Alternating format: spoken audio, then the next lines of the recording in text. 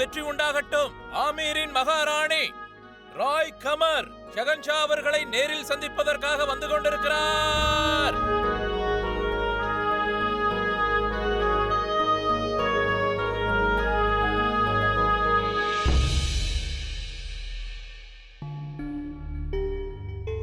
வணக்கம் மாப்பிள்ளை அவர்களே. வணக்கம்.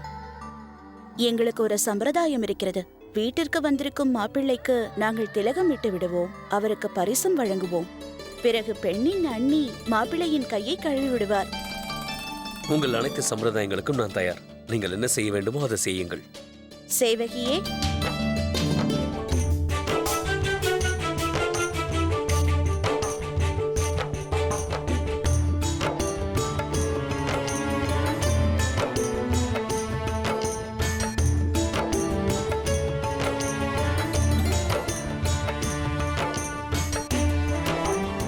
விடை தாருங்கள் மாப்பிள்ளை அவர்களே.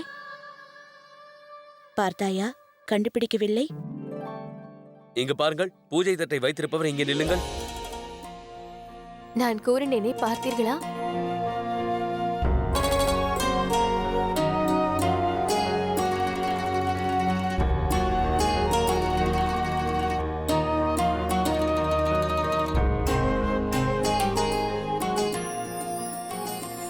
உனது கைகள் மிகவும் அழகாக இருக்கின்றன. கை மட்டுமா?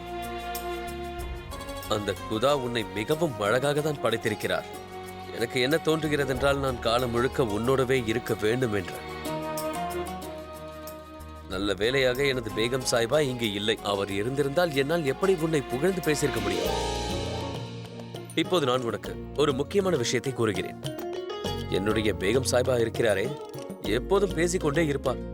எதற்கெடுத்தாலும் வாக்குவாதம், விதண்டாவாதம், நச்சரித்துக் கொண்டே இருப்பார். எதற்கெடுத்தாலும் பிரச்சனை செய்வார். அவர் பேச்சை கேட்டு என் காதை செவிடாகிவிட்டது. ஆனால் நீ இருக்கிறாயே, என் கவலைகளை நான் கூற அதை நீ கேட்டுக்கொண்டிருக்கிறாய், அதுவும் மௌனமாக. இது மிகவும் நல்ல விஷயமாகும். எனக்கு என்ன தோன்றுகிறது என்றால், வாழ்நாள் முழுக்க இந்த அழகான கைகளை பிடித்துக் கொண்டே இருக்க வேண்டும். உண்மை கூற வேண்டும் என்றால் உன்னை இப்பொழுதே கட்டி தழுவ வேண்டும். அப்படி என்றால் நீங்கள் இந்த மாதிரி வேலை செய்பவரா? ஒரு தாசியை கட்டிப்பிடிக்க ஆசைப்படுகிறீர்கள், என்ன கூறினீர்கள்? நான் மிகவும் பிடிவாதம் பிடிக்கிறேன், வாக்குவாதம் செய்கிறேன், உங்கள் காது செவிடாகிவிட்டதா? நான் உங்களிடம் தான் பேசுகிறேன். என்னுடைய கேள்விக்கு பதில் கூறுங்கள். எந்த தவறும் செய்யாதது போல் அப்படியே அமைதியாகி விட்டீர்கள். தாங்கள் ஒரு தாசியின் மீது ஆசைப்படுகிறீர்களா ஷெஹன்ஷா? தாசி இங்க இல்லையே, நீங்கள் தானே இருக்கிறீர்கள். நான் தான் என்று இப்பொழுதுதானே தெரிந்தது. அப்பொழுது தெரியாதல்லவா அது தாசி இல்லை உங்கள் பேகம் என்று?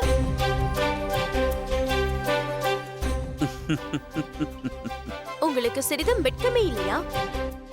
செய்வதையெல்லாம் செய்துவிட்டு சிரிக்கிறீர்கள். நான் செல்கிறேன். அதெப்படி உங்களை நான் போக விடுவேன் என் அழகு பொக்கிஷமே? என் கையை விடுங்கள், நான் செல்ல வேண்டும். சரி, தாங்கள் என்ன நினைத்தீர்கள்? என்னால் உங்களை கண்டுபிடிக்க முடியாதென்றா? நீங்கள் என்னுடைய பேகம், நான் உங்களுடைய கணவனாவேன். 7 சுவர்கள் தாண்டி இருந்தாலும் என்னால் உங்களை நிச்சயம் உணர முடியும். அப்படி என்றால் என்னை கண்டுபிடித்து விட்டீர்களா? எப்படி? நான் கை கழுவி கொண்டிருந்தேன் அல்லவா, அப்போது தண்ணீரில் உங்கள் முகத்தை பார்த்தேன்.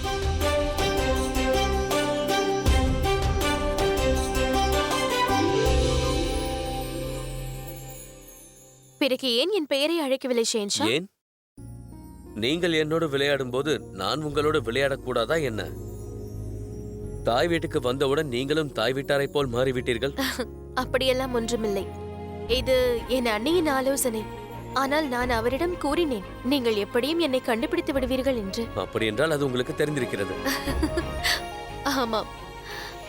உண்மை என்னவென்றால், இன்று என் மனைவி மிகவும் அழகாக தென்படுகிறார், அதுவும் ஒரு அழகு பொக்கிஷம் போல. நான் தான் உங்களை கண்டுபிடித்து விட்டேனே. சரி, என்னுடைய பரிசு எங்கே? எந்த மாதிரியான பரிசு? அந்த பரிசுதான். என்ன செய்கிறீர்கள்? யாராவது பார்த்து விட்டால்? பார்த்தால் பார்க்கட்டும், எனக்கு யாரை பார்த்தும் பயமில்லை. நீங்கள் இன்னொரு விஷயத்தையும் புரிந்து கொள்ள வேண்டும். என்னோடு விளையாடினால் அதற்கான தண்டனையையும் அனுபவிக்க வேண்டும் என்று. பரிசை கொடுங்கள். போதும் போதும், நிறுத்துங்கள். நான் செல்ல வேண்டும். அண்ணா உங்களை கௌரவிக்க ஏற்பாடு செய்கிறார். நானும் அதில் கலந்து கொள்ள வேண்டும். சரி, சென்று வாருங்கள்.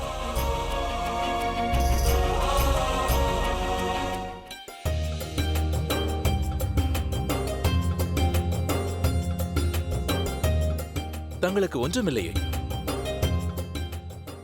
எனக்கு ஒன்றுமில்லை. செல்வமா,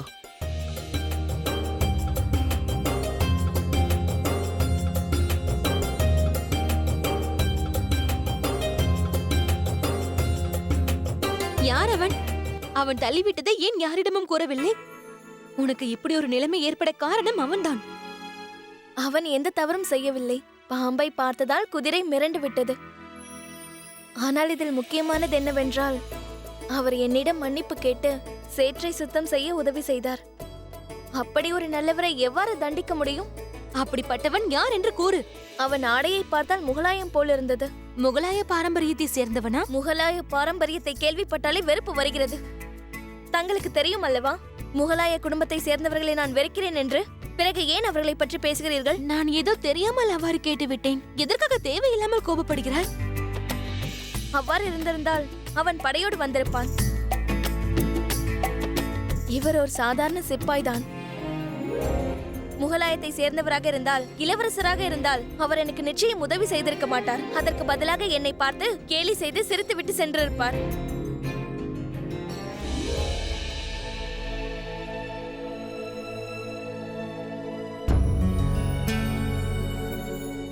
நீ இருக்கிறாயே நாதிரா, ஏன் பழசை மறக்கவே மாட்டேன் என்கிறாய்? ஏன் மறக்க வேண்டும் அன்னையே?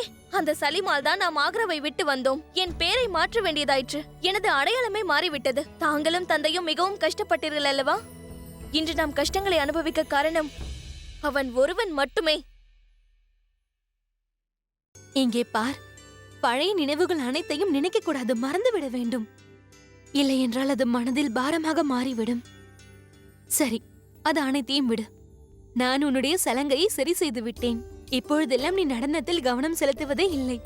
ஒரு சிறந்த நடன மங்கை ஆக வேண்டும் என்றால் அதற்கு பயிற்சி மிகவும் அவசியமாகும். அன்னையே, நான் எத்தனை முறை கூறுவது, நடன மங்கையாவதில் விருப்பமில்லை. நடனம் எனக்கு மிகவும் பிடிக்கும். ஆனால் அதை உணவுக்காக வியாபாரமாக்க விரும்பவில்லை. பிறகு நீ என்ன செய்யத்தான் விரும்புகிறாய்? நாம் ஏழ்மையில் இருக்கிறோம். ஆகையால் தான் உன்னை வசதியாக பார்த்துக் கொள்ள முடியவில்லை. அன்னையே, அதற்கு அவசியம் இல்லை. தாங்கள் அறிவீர்கள் அல்லவா, மருதாணி போடுவது, கூந்தல் அலங்காரம் செய்வது எனக்கு கைவந்த கலை. சென்ற முறை சிவராத்திரி விழாவின் போது நான் ஆமீரின் ராஜகுமாரிக்கு அலங்காரம் செய்தேன். அவர் மிகவும் மகிழ்ச்சி அடைந்தார். என்னை மிகவும் பாராட்டினார்கள். அதன் பிறகு பல முறை அரண்மனைக்கு என்னை அவர்கள் அழைத்திருக்கிறார்கள். நான் அதையே செய்ய போகிறேன். அட, நான் மறந்து போய்விட்டேன். நான் உடனே சென்றாக வேண்டும். எங்கே? நான் பீலாவை பார்க்க வேண்டும். ராஜகுமாரி பீலா என்று கூறு. ராஜகுமாரிகளை பேர் சொல்லி கூப்பிடக்கூடாது. அன்னையே, அவள் தங்களுக்கு தான் ராஜகுமாரி. எனக்கு அவள் தோழி ஆவாள். இருந்தாலும் அவர்கள் பிறப்பால் ராஜகுமாரி. அவர்களுக்கும் நமக்கும் நிறைய வித்தியாசங்கள் உண்டு. அதை நீ மறக்க கூடாது. சரி, நான் செல்லட்டுமா? செல். அவ்வாறு கூறக்கூடாது. தாங்கள் முகலாய தர்பாரில் எவ்வளவு பெரிய பதவியில் இருக்கிறீர்கள். நவரத்னங்களில் ஒருவர். நீங்கள் எனக்காக புதிய நகையை வாங்கி வந்திருக்கலாம் அல்லவா? எனக்கு ஒன்றும் தெரியாது. நீங்கள் முதலில் இங்கிருந்து போங்கள். எனக்கு ஏதேனும் நகை வாங்கி வாருங்கள். உனக்கு ஒன்று தெரியுமா? நாளைய தினம் நான் யுவராஜனாக போகிறேன். அதனால் நகை வாங்கி வருவதெல்லாம் என்னுடைய வேலை அல்ல. ஆனால் அங்கு பார். என்ன செய்கிறீர்கள்? தாங்கள் என்ன செய்து கொண்டிருக்கிறீர்கள்? வணக்கம் தந்தையே. நீ பெரியவனாகி விட்டாய். நாளைக்கே நீ ஒரு யுவராஜனாக போகிறாய். இன்னும் சிறு குழந்தை போல் சண்டை போட்டுக் கொண்டிருக்கிறாய். இதில் என்னுடைய தவறு ஒன்றுமில்லை. இவள்தான் என்னிடம் தொந்தரவு செய்து கொண்டிருக்கிறாள். முதலில் இவளுக்கு ஒரு திருமணம் செய்து வைக்க வேண்டும். நீங்கள் தள்ளி நெல்லுங்கள். தந்தையே, பாருங்கள், அண்ணன் எப்பொழுதும் என்னை இவ்வாறு கேலி செய்து கொண்டே இருக்கிறார். பிறகு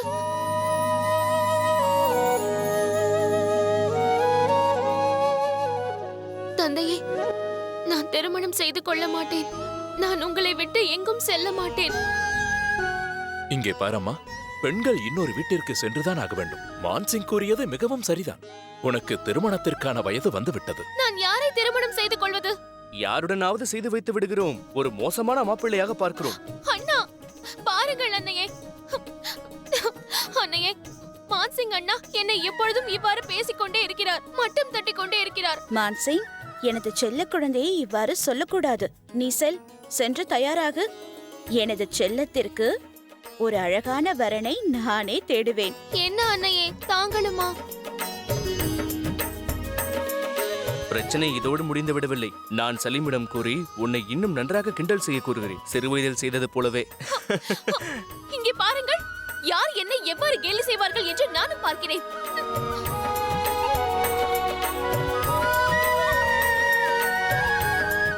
நமது மகள் சலீமிற்கு மிகவும் பொருத்தமானவளாக இருப்பாள். ஆ, இந்த சம்பந்தம் மட்டும் நடந்து முடிந்துவிட்டால் அதைவிட மகிழ்ச்சி வேறு என்ன இருக்கிறது? ஏனென்றால் ஜோதாபாய் நமது மகளுக்கு மாமியாராகி விடுவார். அதனால் அவளது எதிர்காலம் பாதுகாப்பாக இருக்கும். நீ கூறுவது சரிதான். நான் விரைவில் இந்த விஷயத்தை பற்றி ஷெஹன்ஷாவிடம் பேசுகிறேன். என்ன இளவரசரே, சாதாரண உடை அணிந்து கொள்கிறீர்கள்? அரச குடும்பத்து ஆடை எனக்கு பிடிக்கவில்லை. இன்னொரு விஷயம், நான் எங்கு சென்றாலும் நீங்கள் வருவீர்கள் அல்லவா? அது எப்படி முடியும் இளவரசே? அது என்னவென்றால், குதுப்புங்களுடைய சகோதரன். நான் ஒரு சாதாரண சிப்பாய் தானே. நான் எவ்வாறு விழாவில் கலந்து கொள்ள முடியும்? ஃபரான், நீ என்னுடைய நண்பன். அதனால் விழாவிற்கு நீ என்னுடன் வர வேண்டும். இது உங்கள் பெரிய மனது இளவரசே. ஆனால் என்னால் விழாவிற்கு வர முடியாது. போதும், நீ எந்த காரணமும் கூற வேண்டாம். நாம் செல்கிறோம், அவ்வளவுதான். சரி, உங்கள் விருப்பம். மகனே சலீம், சலாம் ராஜமாதா அவர்களே. சலாம் ராஜமாதா அவர்களே. என்ன சலீம் இது? நீ ஏன் சாமானியர்களின் உடையை அணிந்திருக்கிறாய்? ரத்தினங்கள் பதிக்கப்பட்ட இந்த ஆடையை ஏன் அணியவில்லை? எனக்கு அது பிடிக்கவில்லை. என்ன பேசுகிறாய் சலீம்? ஏன் இப்படி பிடிவாதம் பிடிக்கிறாய்? நான் சொல்லும் எந்த விஷயத்தையும் நீ ஏற்றுக்கொள்ள மறுக்கிறாய்? சரி, இந்த ஆடையை நீ அணியவில்லை என்றாலும் பரவாயில்லை. ஆனால் நீ உன்னோடு குதுபையும் ஃபரானையும் விழாவிற்கு அழைத்து வரக்கூடாது. சலீம், தாயும் மகனும் என்ன பேசிக் கொண்டிருக்கிறீர்கள்? பாருங்கள் ஷெஹன்ஷா, இவன் எங்கு சென்றாலும் சேனைகளையும் அழைத்து செல்ல வேண்டும் என்கிறான். இவனுக்கு நீங்களே புரிய வையுங்கள். இவன் ஒரு இளவரசன், அதுவும் ராஜ்யத்தின் இளவரசன் ஆவான். இவனும் அவர்களும் ஒன்றா? சரி, என்னுடைய நண்பர்கள் வரக்கூடாது என்றால் நானும் வரவில்லை. பார்த்தீர்களா அவன் பிடிவாதத்தை? என்ன ஜோதா பேகம், என்ன கூறுகிறீர்கள்? இதில் பிடிவாதம் எங்கே இருக்கிறது? அவன் தன் நண்பனோடு அங்கு வர வேண்டும் என்றால் அதில் என்ன பிரச்சனை இருக்கிறது? அங்கே இவன் ராஜ குடும்பத்தினரை சந்தித்து பேச வேண்டும் அல்லவா? ஆகையால் தான் நான் வரவில்லை என்று கூறுகிறேன். அங்கு ராஜகுமாரிகளையும் இளவரசிகளையும் பார்த்து பேச வேண்டும். அவர்கள் யார் என்றே எனக்கு தெரியாது. ஏன் அப்படி கூறுகிறாய்? அங்குள்ள அனைவரும் உன்னை பார்ப்பதற்கு ஆவலோடு இருக்கிறார்கள். நீ வா எங்களோடு. அவர்கள் எனக்காக காத்திருக்கவில்லை, இந்த ராஜ்யத்தின் இளவரசருக்காக காத்திருக்கிறார்கள். அவர்கள் இளவரசர் சலீம்காக தான் காத்திருக்கிறார்கள். சலீமை யார் சந்திக்க வேண்டும் என்று ஆசைப்படுகிறார்களோ அவர்களை தான் நான் சந்திக்க ஆசைப்படுகிறேன், இளவரசனாக இல்லை. தாங்களே கூறுங்கள், இவர் ஷெஹன்ஷா என்ற காரணத்தினால் தான் தாங்கள் இவரை திருமணம் செய்தீர்களா? இல்லை, நான் அவர் மனதையும் குணத்தையும் தான். அதேதான் நானும் கூறுகிறேன். சலீமாக என்ன யார் பார்க்கிறார்களோ அவர்களை பார்க்கத்தான் நான் விரும்புகிறேன். அதனால் தான் நான் இந்த ஆடைகளையும் அணியவில்லை. என்னுடைய நண்பர்கள் இல்லாமல் அங்கு வர முடியாது என்று கூறுகிறேன். ஆனால் இதற்கு நான் அனுமதி தர மாட்டேன். ஆனால் நான் அனுமதி அளிக்கின்றேன் ஜோதா பேகம். ஜோதா பேகம், தாங்களும் மோத்திபாயோடு சேர்ந்து செல்வீர்கள் அல்லவா? நீங்கள் எப்படி உங்கள் தோழியோடு சேர்ந்து செல்வீர்களோ அதேபோல் ஷேக்கு பாபாவிற்கும் தனது நண்பர்களோடு சேர்ந்து செல்ல அனுமதி இருக்கிறது அல்லவா? ஆனால் ஷேக்கு பாபா, உங்கள் நண்பர்களோடு வர விரும்பினால் நீங்கள் தாராளமாக அவர்களோடு வரலாம். நான் அதற்கு அனுமதி அளிக்கின்றேன். சரியா சலீம்? சரி, நீங்கள் இருவரும் உங்கள் விருப்பப்படியே செய்து கொள்ளுங்கள். தந்தையும் மகனும் நான் கூறுவதை என்று கேட்டிருக்கிறீர்கள். ஜோதா பேகம், எனக்கு தெரிந்த வரையில் நீங்கள் இப்போது சென்று உங்கள் அன்னிக்கு உதவி செய்ய வேண்டும் அல்லவா? ஆமாம், நான் மறந்தே போய்விட்டேன். சரி, நான் செல்கிறேன். நீங்கள் இவனோடு பேசுங்கள்.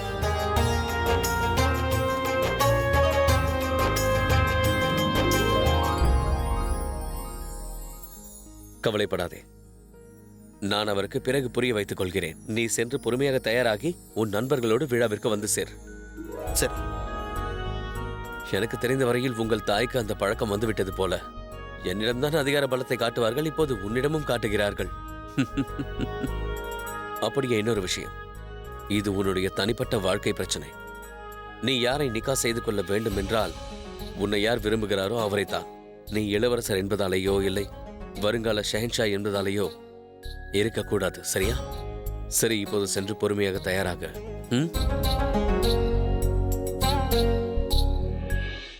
வணக்கம் பேகம் சாய்பா. வணக்கம் பீர்மல் அவர்களே. உங்கள் யோசனை விசித்திரமாக இருக்கிறது. இதேபோல் அடிக்கடி நாடகம் ஆடுவது எனக்கு பிடிக்கவில்லை. பொதுவாக எனக்கு இது போன்ற விஷயங்களில் நம்பிக்கையே கிடையாது. இன்னொரு விஷயம் என்னவென்றால், இது போன்று நாம் நாடகம் ஆடுவது ஷெஹன்ஷாவிற்கு தெரிந்துவிட்டால் பிறகு என்ன ஆகுமோ தெரியவில்லை. பேகம் சாய்பா, தந்தை மகன் உறவே விசித்திரமாகத்தானே இருக்கிறது. அவர்களை ஒன்று சேர்த்து வைப்பதும் விசித்திரமாகத்தான் இருக்கும். அப்பளத்தை சாப்பிட வேண்டுமென்றால் அதை சுட்டுத்தான் சாப்பிட வேண்டும். எப்படியும் சலீம் விழாவிற்கு வருவதற்கு ஒத்துக்கொண்டாலே அதுவே போதும். ஆம், அதைவிட நல்ல விஷயம் சலீமிற்கு ஷகன்ஷா மீது நம்பிக்கை வந்துவிட்டது. அடுத்த முறை உங்களுக்குள் விவாதம் ஏற்பட்டால் அவர் சுயமாக புரிந்து கொண்டு நேராக ஷகன்ஷாவிடம் சென்று விடுவார். ஆனால் தாங்கள் விட்டுக் கொடுக்காதது போலே நடியுங்கள். தாங்கள் கடுமையாக நடந்து கொண்டால்தான் தந்தை மகன் இடையே நல்ல உறவு ஏற்படும். நான் வருகிறேன். சரி, வாருங்கள். என்ன இது ருக்மா பாய், எனக்கு இந்த அலங்காரம் எல்லாம் சிறிதும் பிடிக்கவே இல்லை.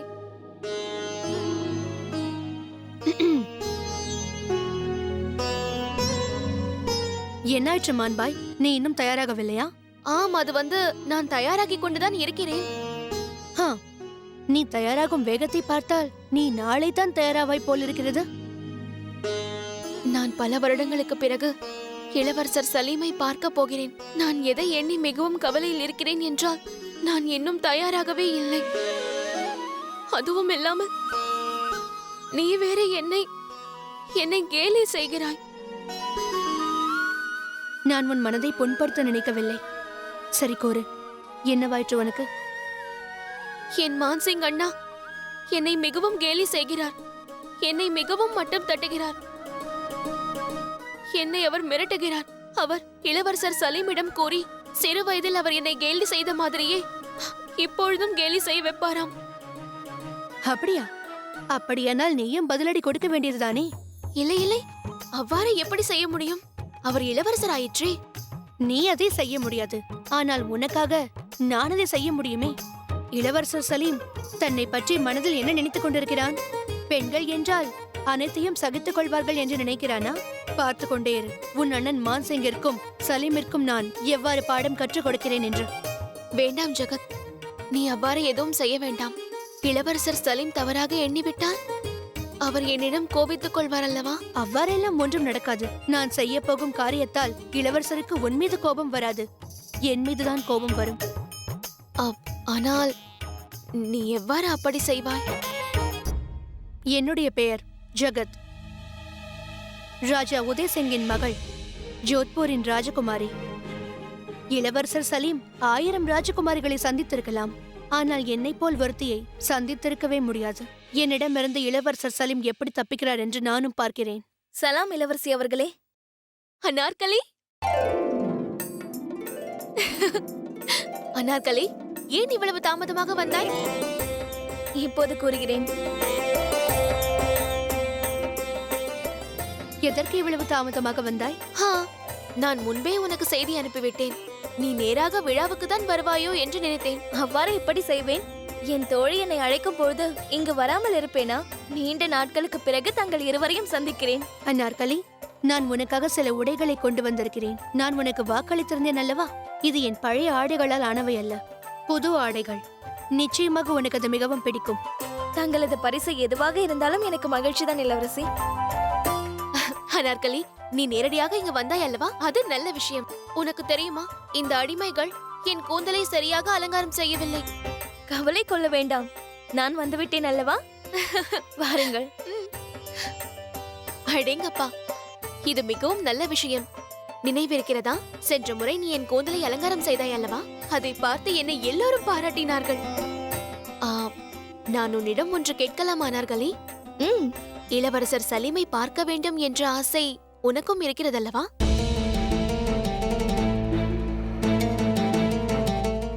ஏன் இருக்காது? எல்லா பெண்களுக்கும் அவரை பிடிக்கும் அல்லவா? இல்லை, இளவரசரை பார்க்க எனக்கு விருப்பமில்லை. ஏன்? ஏனென்றால் எனக்கு இளவரசரையும் பிடிக்காது, ஷெஹன்ஷாவையும் பிடிக்காது. ஆம், நீ அவர்களை பார்க்காமல் இருப்பது நல்லதுதான். கண்ட கனவு பலிக்காது என்று தெரிந்திருந்தும் அதை பார்ப்பதனால் என்ன பிரயோஜனம்? இன்னொரு விஷயம், இந்த விழா இளவரசிகளுக்காக ஏற்பாடு செய்யப்பட்டது. அங்கு அனார்கலி வந்து என்ன செய்ய போகிறாள்? சரி, இந்த பேச்சையெல்லாம் விடுங்கள். அனார்கலி, ஒன்று தெரியுமா? நீ வந்ததால் எனக்கு மிகவும் மகிழ்ச்சியாக இருக்கிறது. இவர்களுக்கு எப்படி புரிய வைப்பது? நான் இங்கு சலீமை சந்திக்கவும் வரவில்லை, விழாவில் பங்கெடுக்கவும் வரவில்லை. நான் இங்கு வந்ததே வேறொருவரை தேடிதான். வேண்டும்